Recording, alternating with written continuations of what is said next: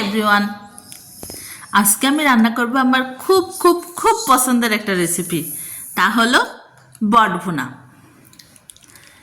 এটা এমন দারুণ করে রান্না করব যেটা যারা বট পছন্দ করেন তারা সবাই খেতে পছন্দ করবেন। চলে যাই মূল রেসিপিতে। সবাই জানেন বট পরিষ্কার করা এবং এটা কাটা খুব কঠিন। এটা অনেকটাই সময় লাগে বট পরিষ্কার করতে। আমি গরম পানি দিয়ে বটটা খুব ভালো করে পরিষ্কার করে নিয়েছি, ভালো করে ওয়াশ করে ছোট ছোট টুকরা করে কেটে নিয়েছি। আর বটের সঙ্গে ছিল প্রচুর পরিমাণ চর্বি। সেই চর্বিগুলো কিছুটা আমি উঠিয়ে নিয়েছি, যেগুলো সামনে দেখে বুঝতেই পাচ্ছেন। এখানে আমি দিয়ে দিচ্ছি পেঁয়াজ কুচি, মরিচের গুঁড়ো, ধনিয়ার গুঁড়ো, জিরার গুঁড়ো, স্বাদমতো লবণ আর সয়াবিনের তেল। তেলের পরিমাণ কিন্তু কম, কারণ এই বটে প্রচুর পরিমাণ তেল আছে। এখন ভালো করে কষিয়ে নেব।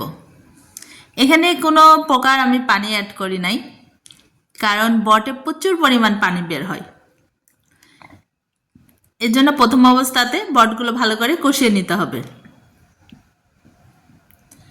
আমি এখন দিয়ে দিচ্ছি তেজপাতা, লং, এলাচ, দারচিনি, গোড়া মশলাগুলো দিয়ে দিচ্ছি।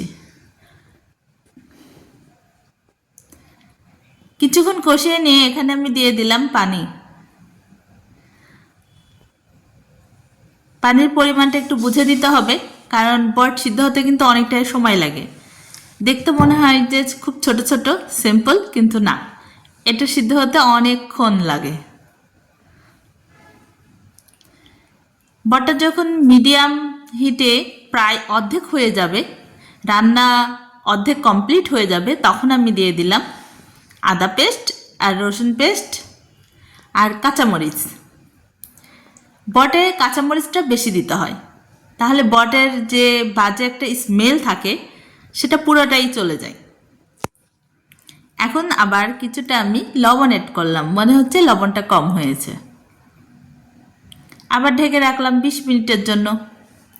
এই দেখুন কি দারুণ, আমার বটে টোটালি কোনো পানি নেই, এখন তেল ছেড়ে দিয়েছে এবং বটটা সিদ্ধও হয়ে গিয়েছে। আমি হালকা করে মরিচগুলোতে একটু ভাঙ্গা করে দিলাম। বট ভুনা একটু ঝাল ঝাল হলে খেতে খুবই মজা লাগে। আর শীতের সময় বট ভুনা সেই স্বাদ। এটা আপনার রুটি, পরোটা, গরম ভাত, যে কোনো কিছুর সঙ্গে খেতে ভালো লাগবে।